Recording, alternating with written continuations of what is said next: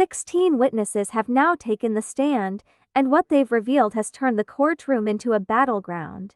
Every testimony adds fuel to a fire that's threatening to burn Diddy's empire to the ground. But what really happened behind closed doors? Which of these witnesses are really exposing the truth, and which of them might be holding things back? And how is this all shaping the battle between the prosecution and the defense? Is the prosecution building a winning case, or is the defense playing smarter than we think? In this video we are going to be breaking down all 16 testimonies, what each witness said, and what their testimonies all mean for both Diddy and the prosecution. Drop a like on this video and let's get straight into it. This video may contain accounts and descriptions, visual content or actual alleged events that some people might find disturbing, so please keep that in mind. Before we break down the 16 witnesses who've taken the stand so far, let's first talk about what this trial is really about. What is the prosecution trying to prove? And how is Diddy's legal team fighting back? The prosecution portrays Sean Diddy Combs as the leader of a covert criminal enterprise. They allege he orchestrated a pattern of coercion, manipulation, and control over multiple women, including his former partner, Cassie. Central to their case are claims that Diddy organized events referred to as freak-offs, where women were allegedly compelled into degrading acts, often under the influence of substances and alcohol. The prosecution contends that Diddy used his wealth and influence to silence victims and cover up these activities. Prosecutor Emily Johnson saying, "This is Sean Combs. To the public he was Puff Daddy, or Diddy, a cultural icon, a businessman larger than life.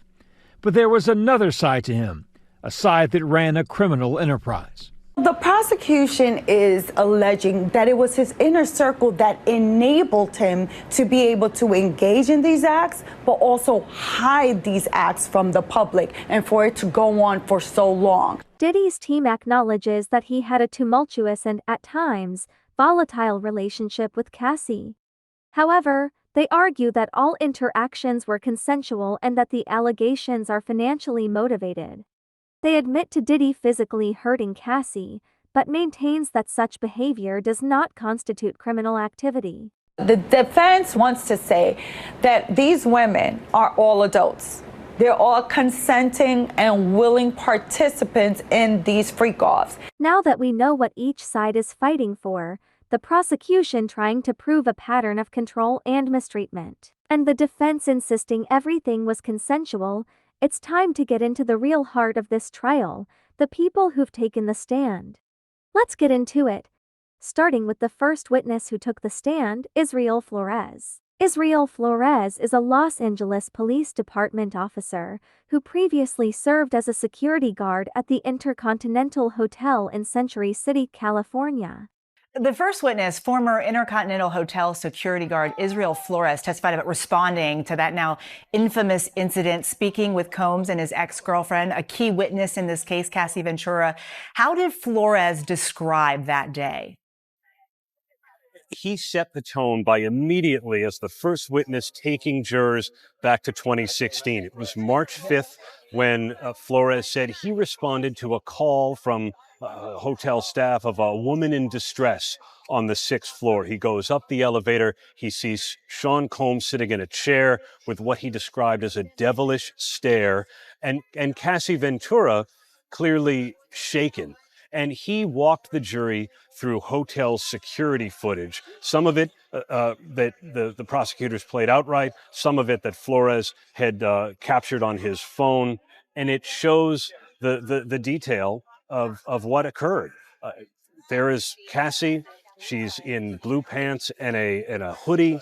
She's not wearing any socks. She reaches into a bag at the elevator, and as she's putting on her socks, Combs comes barreling around the corner, knocks her down from behind, stomps on her, and the episode continues from there. This testimony was fully supported by the hotel surveillance footage, including additional footage that Flores had recorded on his phone. It was all played in court so the jury can see exactly how Diddy was kicking and dragging Cassie up and down those hallways.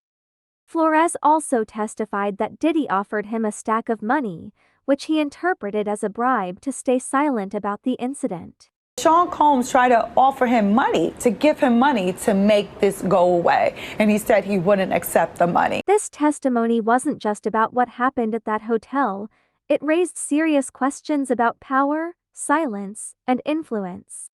And it gave the prosecution's case a strong start, suggesting that Diddy may have used his power and wealth to influence situations in order to steer certain outcomes in his favor. Daniel Phillip was the second witness to testify in Sean Diddy Combs' federal ex-trafficking and racketeering trial. Daniel Phillip was a former male dancer and escort. He testified that in 2012, he was hired under the pretense of performing a striptease, but was instead involved in intimate encounters with Cassie while Diddy observed them. These encounters reportedly took place in upscale Manhattan locations, including the Gramercy Park Hotel. So Mr. Phillip agreed to go to the Gramercy Hotel to do a performance for a bachelorette party. At least that's what he thought. But when he got to the hotel, to the room, that Cassie opened up the door. He did not know that was Cassie, and that she told him, well, it's my birthday and my husband wants to do something special. So can you give me a massage with this body oil, and then we can just take it from there and see where it leads. Phillip shared that he received payments ranging from $700 to $6,000. He also recounted witnessing Diddy physically mistreating Cassie during one of his visits. Phillip recounted one incident where he saw Diddy mistreat Cassie at her home, dragging her by her hair into her bedroom. He said he didn't report the incident because he was afraid he may lose his life. He even shared that Diddy once took a picture of his driver's license and said it was for insurance purposes, which he perceived as a threat. Phillip's testimony provided the court with first-hand accounts of the alleged dynamics between Diddy and Cassie. This definitely contributed to the prosecution's case. The third witness to take the stand was Cassie Ventura.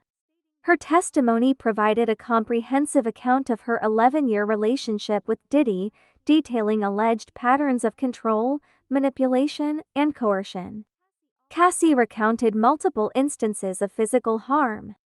One incident involved Combs allegedly throwing her onto a bed frame, resulting in a facial injury that required plastic surgery. Another incident described Diddy kicking her in the head during a party, leaving her to hide in a bathroom stall. Prosecutors have wasted no time getting right into the alleged abuse that Cassie Ventura says she endured for years. Ventura telling jurors, quote, "He would bash my head, knock me over, drag me, kick me, stomp me in the head when I was down." She described being coerced into participating in orchestrated sexual encounters, referred to as freak-offs, often involving substances and alcohol. She also got into the nature of those so-called freak-offs, saying that they involved hiring an escort and they performed under the direction of Combs, saying that they happened so frequently it eventually became a job for her to set them up. Ventura said she did not feel she had much of a choice but to participate, that she feared that Combs would retaliate or potentially blackmail her if she did not. Cassie stated these events were not consensual and left her feeling degraded. She broke down into tears at one point when she talked about participating in those freak-offs. She says that she was just 22 years old, had just turned 22 when Combs first proposed to her those drug-fueled sex marathons with escorts. She says eventually, though, they became almost weekly and that they lasted on average at about 2 to 3 days, the longest one 4 days, and that she stayed awake by drugs that she says Combs gave to her. She testified that those freak-offs made her feel dirty and worthless, but that she felt like she did not have a choice but to participate because she says Combs would become violent with her. She took the stand for about 4 days, delivering some of the most harrowing testimony of the trial. The disturbing video of Diddy and Cassie in an LA hotel hallway, one of the sparks that really ignited this case. Cassie also testified about the psychological impact of the relationship, stating that she felt isolated and feared for her safety. She expressed that she felt trapped and manipulated, with Diddy using his influence to control her personal and professional life. Cassie didn't just tell a story, she laid out years of alleged control, intimidation, and mistreatment, with vivid examples and specific details. Her detailed account aimed to support the prosecution's portrayal of Diddy as someone who used his influence to control and exploit her over an extended period. For the defense, Cassie's testimony is hard to ignore, and they know the jury is likely to connect with the emotional weight of her story. The defense's biggest task is to discredit Cassie's reliability without appearing to victim blame, which is a very delicate line to walk in front of a jury. They argued that she stayed in the relationship for 11 years, suggesting it was consensual, and that she financially benefited during that time from music deals and other exposure. But Cassie's story didn't come out of nowhere. Several witnesses provided testimony that supported her claims. Therefore, given the level of detail in her testimony and emotional impact, the defense could easily fall flat, unless they have hard evidence to contradict her. Before we dive into the next jaw-dropping testimony, take a second to drop a like on this video if you're following this case closely, and don't forget to subscribe so you don't miss the rest of these explosive courtroom revelations. And let me know in the comments, based on what we've heard so far, do you think the prosecution has built a strong case? Now, let's move into our fourth witness. And this one gave the jury an inside look into what authorities actually found when they arrested Diddy. Agent Yasen Binda, a Homeland Security investigations specialist from the Human Trafficking Division, took the stand next. Her role in this case was very critical. She was one of the lead agents involved when Diddy was arrested on September 16, 2024. Not only did she organize the logistics for that arrest, but she personally conducted the search of Diddy's Park Hyatt hotel room. Let's break down what she told the court and what it could mean for the case. Binda described the scene in chilling detail. Through photographic evidence, she showed the jury what they found inside the hotel room. She testified that baby oil and lubricant were everywhere, in an entryway closet, on the bathroom counter, and even on the nightstand. According to Binda, 2 Ziploc bags were literally filled with Johnson's baby oil and Astroglide. Then, there was the medication. A LV bag on the nightstand had a prescription bottle labeled Frank Black, a known alias for Diddy. And here's where it gets even darker. 2 bags of pink powder were recovered and tested positive for ketamine and MDMA. Both controlled substances are frequently linked to party scenes, and more concerningly, cases of coercion and control. What does this all mean for the case? Well, for the prosecution, Binda's testimony bolsters their narrative. Diddy wasn't just living large, he was operating in ways that raise serious legal and ethical questions. This wasn't just a search for headlines. It was about painting a pattern of influence, excess, and power used in troubling ways. For the defense, it's a bit trickier. They'll likely argue that these items, the baby oil, the medications, and controlled substances, don't prove criminal intent. But remember, this testimony adds up when combined with the bigger story unfolding from witness after witness.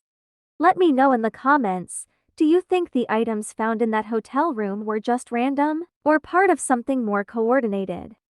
Drop a like on this video so more people can find this content. The next witness to take the stand was Don Richard, a former Danity Kane singer. When Don Richard took the stand, the courtroom shifted.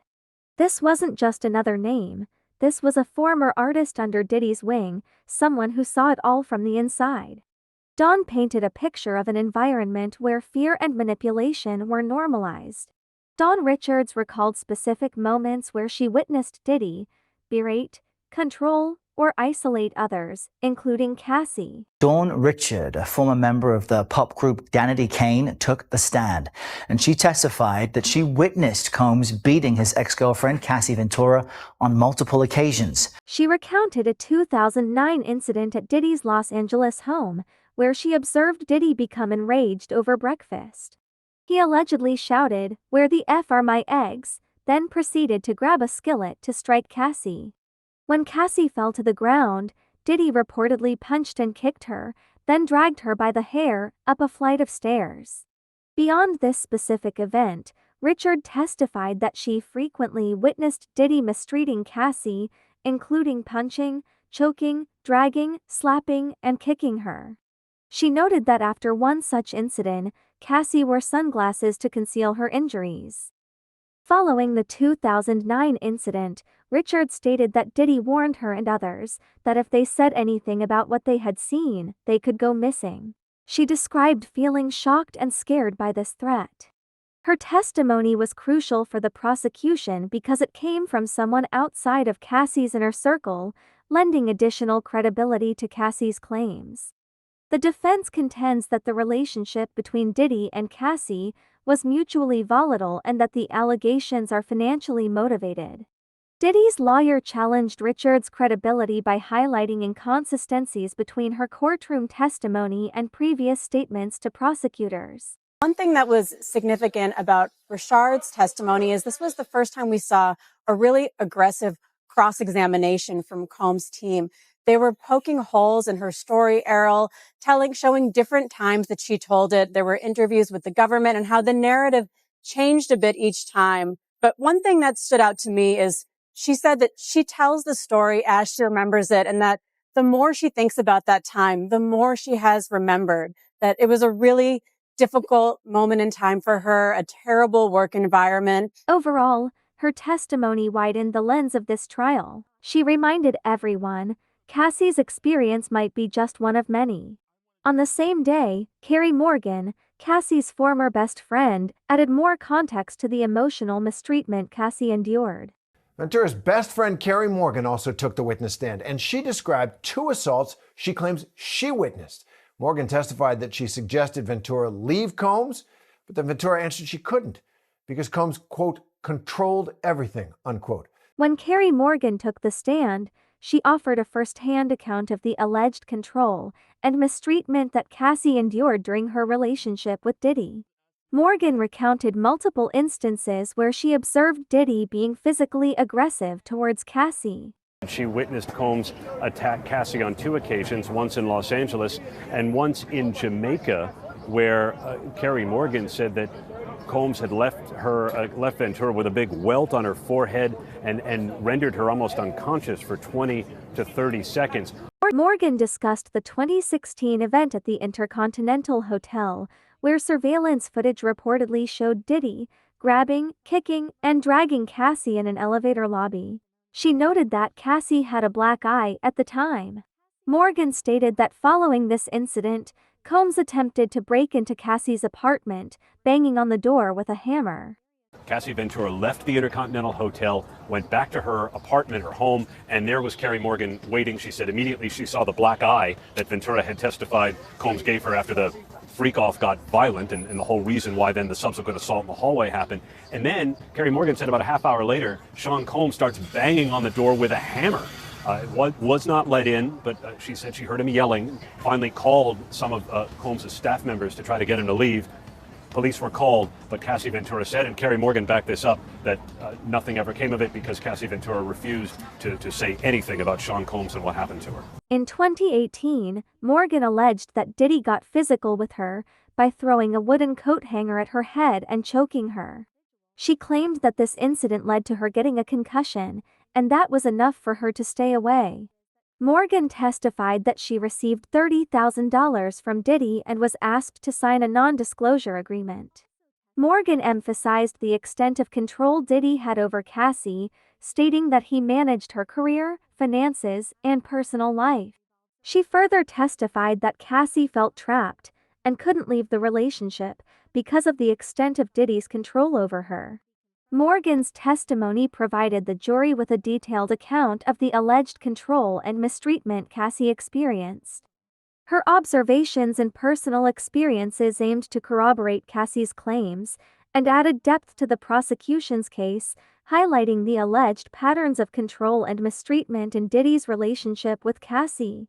The defense, on the other hand, tried to avoid any line of questioning that would lead Morgan to recount the horrible things she has witnessed. Instead, they tried to focus more on instances where Diddy was good towards Cassie. Carrie Morgan's testimony seems to be the best and strongest so far, and it definitely supports the prosecution's case. What are your thoughts on her testimony? Share your insights in the comments section. And if you haven't already, hit that like button so more people can follow this case as we dig deeper. The next witness to the stand was David James. David James served as Diddy's personal assistant from 2007 to 2009. His role involved close interaction with Diddy, offering him a unique vantage point on the mogul's personal and professional life. David James took to the stand and provided an insider's perspective on the operations within Diddy's inner circle, shedding light on the alleged control and behaviors that are central to the prosecution's case. James recounted a conversation with Cassie where she expressed feeling trapped in her relationship. She reportedly said, "I can't get out," citing Diddy's control over her career, finances, and living arrangements. James testified that Diddy referred to Cassie as moldable, and further expressed that he has her right where he wants her. This account highlights a dynamic of control and manipulation, therefore it strongly supports the prosecution's case. James described instances where he observed Diddy carrying a variety of pills, including ones shaped like President Barack Obama's face. The assortment reportedly included substances such as Percocet, ecstasy, Viagra, and other supplements. Prosecutors are using David James's testimony to show the inner workings of Diddy's quote-unquote enterprise and how he used fear and intimidation. And while he testified that he never personally witnessed Diddy abusing Cassie, he did say that he left the company because he feared for his own life. He talked about being forced to take a lie detector test when he was accused of stealing and also having to have his hotel room searched. While he says his job was not to ask personal questions, he did once notice Cassie on the bed while another man who was not Diddy scurried off into the bathroom. He described this man as having long hair and being well endowed. James also says that he picked up drugs for Diddy, Viagra, ecstasy, perks. And to further drive home some of the intimidation tactics, he recalled once when Diddy went through his internet browsing history because he suspected that he leaked information to blogs about an alleged assault. This is the assault that Cassie testified to. She said that she was at the club and Diddy got upset because she was speaking to a man, and then he beat her in the back of the SUV allegedly, and she had to recover in the hotel room for days. And during his testimony, David James says that he brought her food. Now, in my research, I did find a similar blog post on Lipstick Alley from 2009. I'm not saying this is the blog post, but it is very similar to the one that was described in court. Tap the screen to pause to read the full post. And when asked about the kind of people that Diddy used to meet with, David James' response underscored the kind of power that Diddy had, saying that he met with the who's who, including President Obama. But Diddy's defense attorney, Mark Ignifilo, of course, pushed back. He pointed out that David James had just met with prosecutors that morning, suggesting that his testimony may have been coached. James detailed a demanding work environment characterized by long hours and high expectations. He mentioned that Diddy's staff would often say, "You know what rhymes with tired? Fired," indicating the pressure to work without rest. David James' testimony offers the jury a glimpse into the alleged controlling behaviors and the environment surrounding Diddy. His accounts aim to support the prosecution's narrative of manipulation and control within Diddy's personal and professional relationships. However, the defense scrutinized James' credibility, highlighting that he hadn't worked for Diddy since 2009. They suggested his recollections might be influenced by time or personal grievances. The defense acknowledged that Diddy might have exhibited controlling or eccentric behavior, but argued that such actions don't equate to criminal conduct. The defense emphasized that the prosecution's portrayal lacked concrete evidence linking Diddy to the specific charges of sex trafficking and racketeering. What are your thoughts on his testimony? Share your perspectives in the comments below. Don't forget to like and subscribe for more updates on this trial. The next witness to take the stand was Shereé Hayes. Shereé Hayes is a 51-year-old male exotic dancer from Harlem, known by his stage name The Punisher. He testified about his interactions with Diddy and Cassie, which began in 2012. Hayes recounted his first meeting with Cassie at a Trump Tower suite in New York City. He was greeted by Cassie, who was wearing a bathrobe. She instructed him to create a sexy scene involving the application of baby oil, while her husband observed silently. The Punisher, a male dancer and a repeat participant of the FOs. He says the first time that he met Cassie and Diddy was in a hotel suite at the Trump Tower overlooking Central Park. He says Cassie opens the door and she's wearing a bathrobe with nothing on underneath. He looks around and the furniture is covered in white sheets, and scattered around the room are bowls filled with water and bottles of baby oil. In her testimony, Cassie said that they used to put sheets on top of furniture to protect it, and that they would put bottles of baby oil in a bowl of water to warm it up. He said the hotel looked like a scene out of American Psycho, and he freaked out. Hayes testified that when he entered the room, Cassie specifically told him not to acknowledge the man in the room, a man that he later identified as Diddy wearing a veil. But he says he noticed Diddy, and it made him very uncomfortable and difficult to perform. Now, the defense asked him the title of his book, and he responded, "In Search of Freezer Meat." Then Diddy's attorney Xavier Donaldson went down the same line of questioning that he did with Daniel Phillip, the other dancer who testified. Donaldson asking both men if they caught feelings for Cassie, because both men did testify that she was the most beautiful woman that they've ever seen. But Hayes said no. Hayes testified that he participated in approximately 8 to 12 similar encounters. These sessions often took place in dimly lit rooms with candles, where Diddy would watch and occasionally give subtle directions regarding lighting, positioning, and actions. Hayes mentioned that Diddy sometimes wore a veil and remained mostly silent during these events. Hayes noted that during these encounters, Cassie occasionally exhibited signs of discomfort, such as wincing or sighing. He also observed that she would often look to Diddy for approval before proceeding with certain activities. There were times where Cassie Ventura would wince or sigh, I think were the words you used, when Sean Combs would give the instructions. I mean, did the wincing and sighing, could you elaborate on that a little more? I mean, what was your impression of that?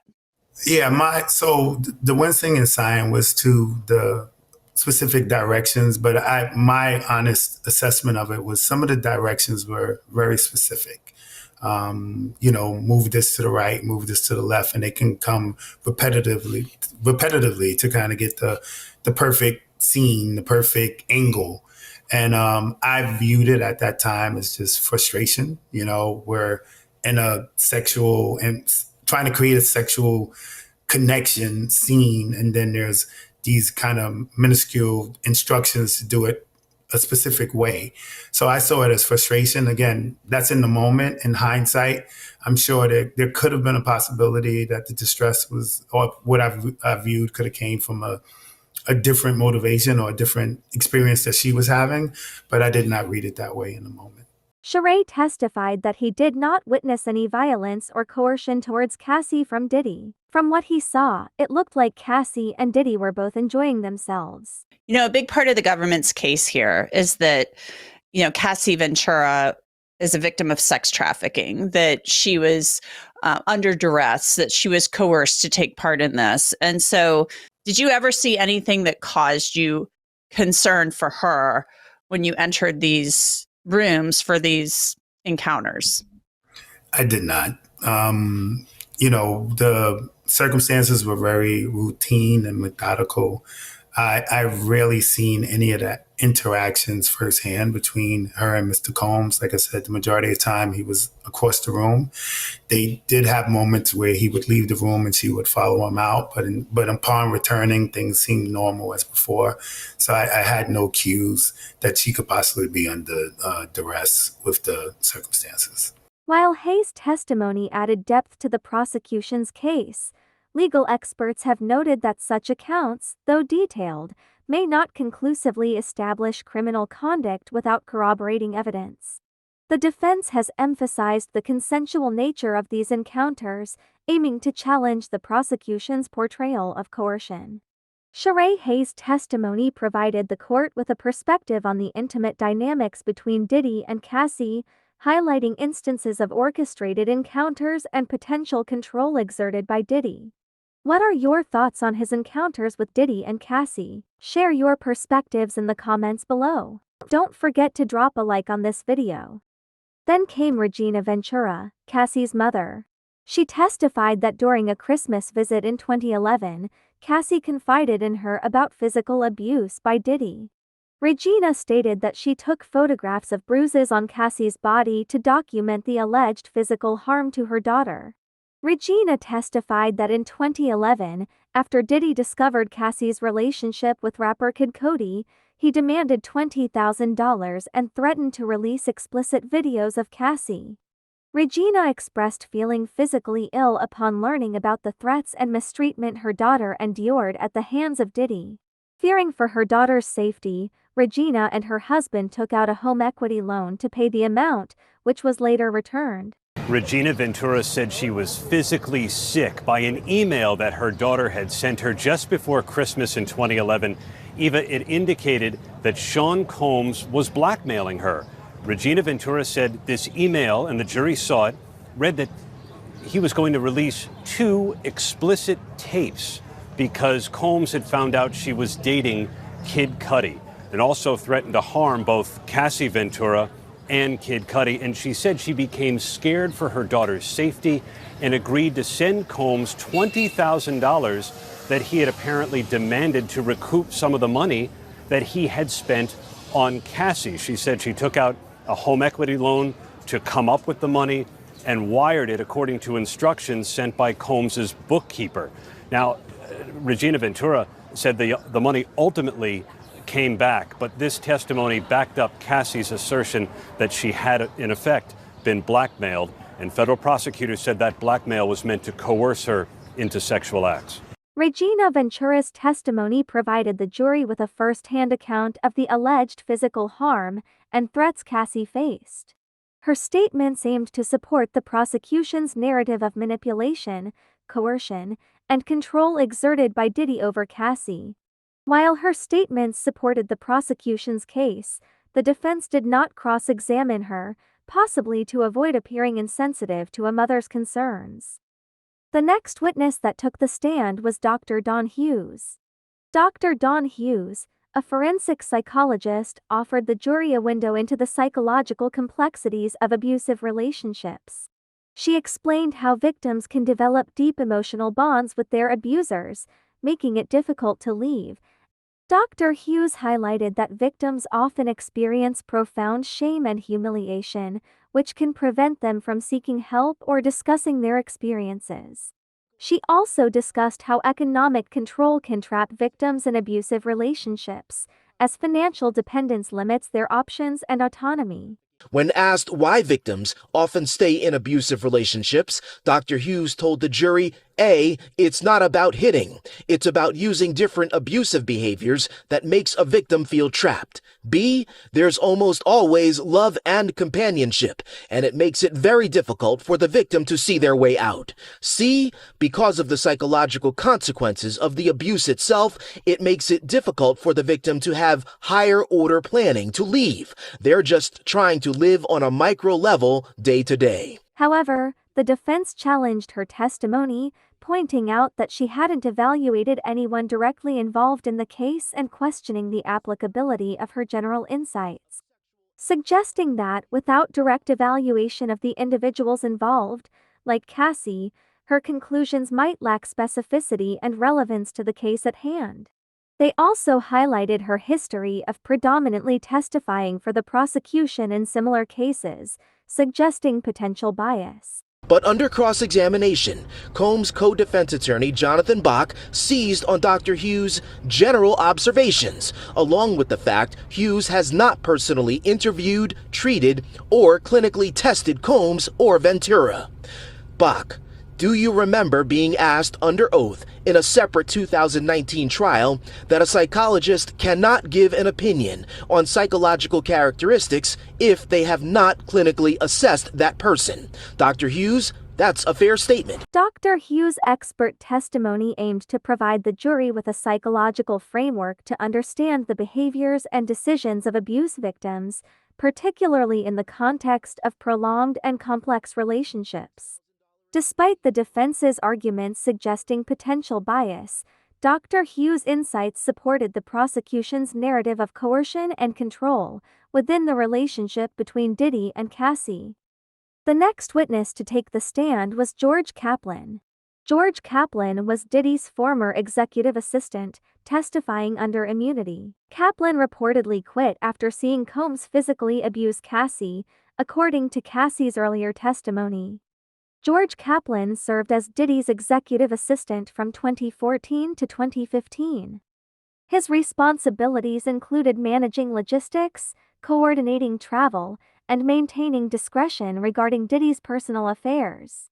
Kaplan detailed some wild, over-the-top things that he had to do when he worked for Diddy, and some of them were illegal. Before his testimony on Wednesday, Kaplan said he planned to plead the fifth in order not to incriminate himself while answering certain questions. The government found his answers to be so important, they requested that Kaplan be given immunity, and the judge granted him that. Kaplan went into detail about the intense hours that he worked and the over-the-top requests that he had to fulfill for Sean Combs. Kaplan recounted 3 specific incidents of alleged violence by Diddy. Kaplan described an event on a private jet where he heard glass shattering and observed Diddy standing over Cassie, who appeared to be distressed. Kaplan stated that he was instructed to purchase over-the-counter products to conceal bruises on Cassie's face following an alleged altercation. Kaplan described working over 100 hours per week, procuring rugs for Diddy, and maintaining secrecy around his actions. Kaplan said his duties included carrying Diddy's bags and making sure they contained everything he might need. He detailed his role in setting up hotel rooms under the alias Frank Black, stocking them with candles, lubricants, and baby oil, and ensuring they were cleaned afterward to prevent potential scandals. Kaplan's testimony provided the court with detailed accounts of Diddy's alleged toxic behavior, rug use, and efforts to conceal misconduct.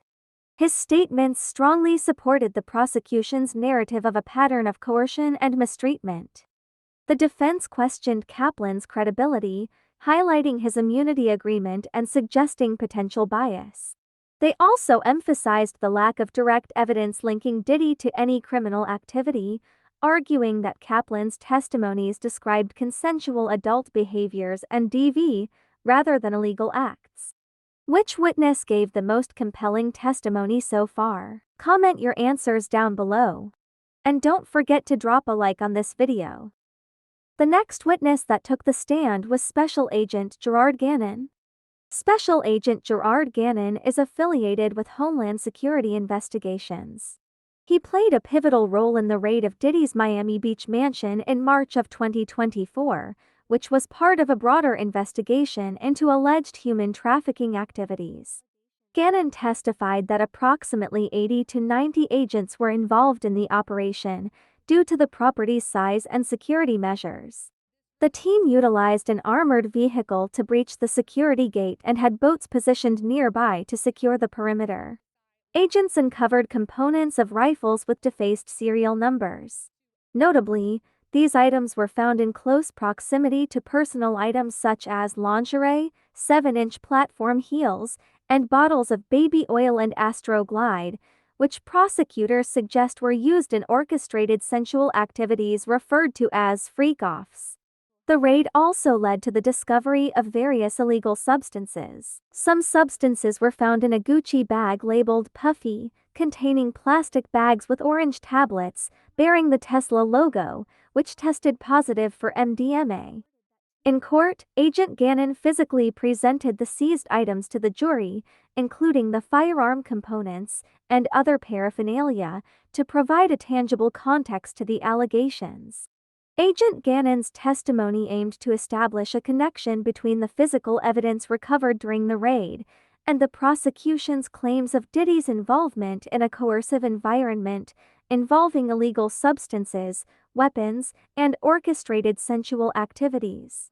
However, the defense challenges this perspective, arguing that the raid was excessive and the items found do not conclusively prove criminal behavior. They emphasize the lack of direct evidence linking Diddy to the alleged activities and question the ownership of the seized firearms. Make sure to drop a like on this video. Rapper Kid Cudi took the stand to testify about a series of disturbing incidents that occurred after his brief relationship with Cassie in 2011. Cudi testified that after Diddy discovered his brief romantic involvement with Cassie, Diddy allegedly broke into his Hollywood Hills home. Weeks later, his Porsche was destroyed in a Molotov cocktail attack. Though Diddy denied involvement, Cudi testified he believed Diddy was behind the intimidation. Kid Cudi walks towards the federal courthouse, smoking a cigarette, wearing a leather jacket, a white t-shirt, and some blue jeans, looking like he don't give a. First thing I'll say is Cudi maintains his confidence throughout his testimony, even making the jury chuckle at one point. He tells us that he first meets Cassie in 2008, but it wasn't until 2010 that Diddy approached him about collaborating with her. So in 2011, the two get in the studio together, and things don't end well. Cudi says the two got close, and he fell in love with her, and to his knowledge, she and Diddy were over. He says the two talk every day, and then towards the end of the year, she confides in him and tells him that Diddy abuses her, that he hits and kicks her, and it infuriates him because he loves her. And then one day, shortly before Christmas, Cudi gets a call from Cassie around 6 a.m. in the morning, and she sounds stressed. She's panicking. She tells him that Diddy found out that the two were dating. Then she says something that stresses him out even more, that she gave Diddy his address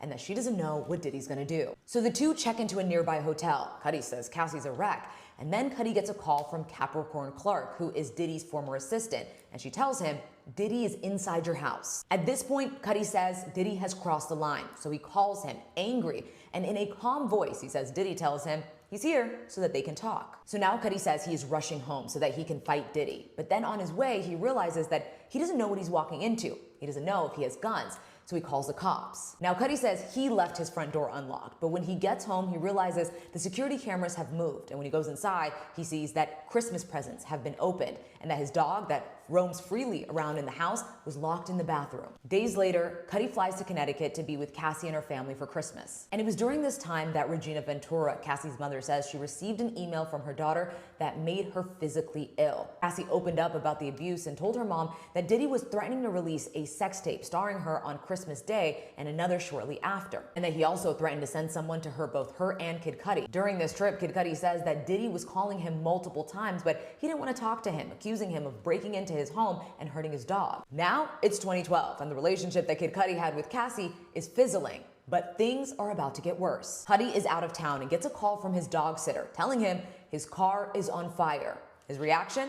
What the? Someone had ripped a hole in the top of his black Porsche convertible and dropped a Molotov cocktail inside. The inside was badly damaged and charred. Cudi says he realizes things are getting out of hand, so he calls Diddy and says he's ready to talk. So the two arrange to meet at the Soho house. Cudi says he walks into a private room and standing there is Diddy, looking out of the window overlooking Beverly Hills. He says he looked like a Marvel supervillain. And I'm not gonna lie, the courtroom chuckled, even the jury. He says the two started talking about how he started dating Cassie, what it was, and how it ended, with Diddy responding, "You knew she was my girl." Cudi described Diddy's demeanor as calm, courteous, a little too courteous, saying he offered me water at least 2 times. Cudi says Cassie eventually shows up, and it upsets him because he realizes the two are back together. The conversation is done, the two men stand up, he says, they shake hands, and he says while he is shaking Diddy's hand, he looks him right in the eyes and says, "So what are we gonna do about my car?" And he says Diddy looks him right back in the eyes and says, "I don't know what you're talking about." Years later, Cudi says that he runs into Diddy and Diddy apologizes for everything.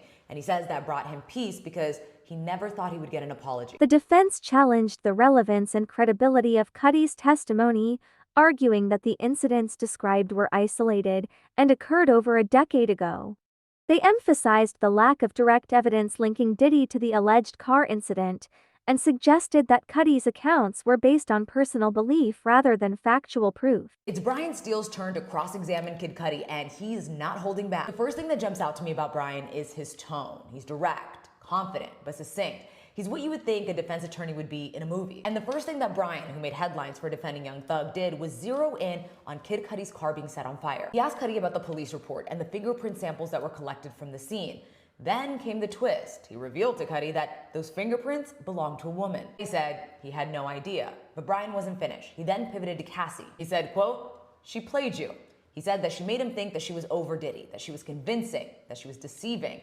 And Kid Cudi simply said, "I had no clue." Brian then started complimenting Cudi, saying he's an accomplished artist, someone who goes on an international tour and has a large fan base. Brian then said, "Cudi, remember when you called Diddy an icon?" and started pointing to his client's success as a mogul in music, fashion, business, etc. And then he threw shade, saying Diddy can make people tremendously famous, or at least he tries to. Brian then points out that when Cudi and Cassie were in the studio, that Diddy wasn't hovering, he wasn't blowing up her phone, he wasn't even in the room. But when Brian Steele tried to ask about the details of their sex life, the prosecutor immediately objected. But then he kept going, calling Cassie fun, outgoing, interesting, carefree. He then asked Cudi if Cassie ever brought up sexual abuse when she opened up about the physical abuse, and Cudi said no.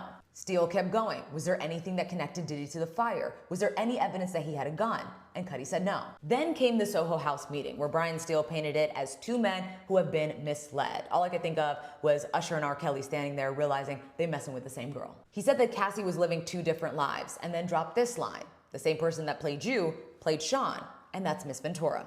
He delivered it like a mic drop moment, the kind of moment that's supposed to hang in the air and stick with the jury. Before he wrapped, he circled back to the burner phone and had Cudi explain to the jury that it's a phone that can be traced, and then closed cross with a reminder that it was Cassie who gave Diddy Cudi's address. The next witness to the stand was Special Agent Joshua Croft. Special Agent Joshua Croft is a computer forensic expert with Homeland Security investigations. Croft examined 3 laptops belonging to Cassie, 2 MacBook Pros and 1 MacBook Air. Each device presented unique challenges. One laptop had been reset to factory settings, but Croft was able to remove the hard drive and extract data that had not been wiped. Another laptop displayed a login screen for user Frank Black, an alias Diddy has used, in addition to a guest user. The third laptop powered on but made a clicking noise, indicating potential damage. Croft removed the hard drive and was able to recover the majority of the data. Croft detailed the tools and techniques he employed to extract texts and other data from the devices, including phones and laptops. During cross-examination, Croft confirmed that Cassie Ventura had given her consent for the search of her devices.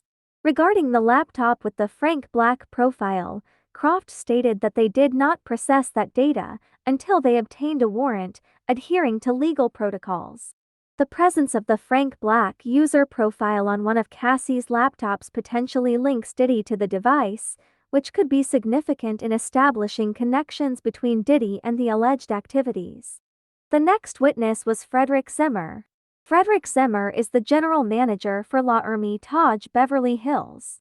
Zimmer testified that Diddy frequently stayed at the hotel under aliases such as Frank White and Frank Black, names that other witnesses have associated with Diddy during alleged freak-off encounters.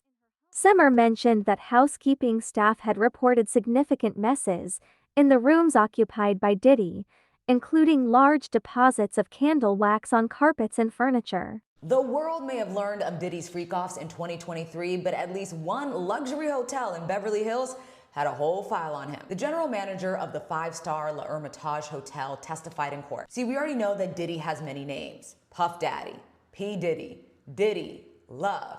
But in court, we also learned that he has different aliases that he uses to check into hotels, like Frank Black, Frank White, Ryan Lopez, and Cassie was Jackie Starr. So from 2006 to 2009, court records show that Diddy used to book the Grand Suite at this hotel. He frequented the hotel so much, they had an entire file on him with specific instructions for when he checked out. The memo reads, in capital letters, always spills candle wax on everything, excessive amounts of oil.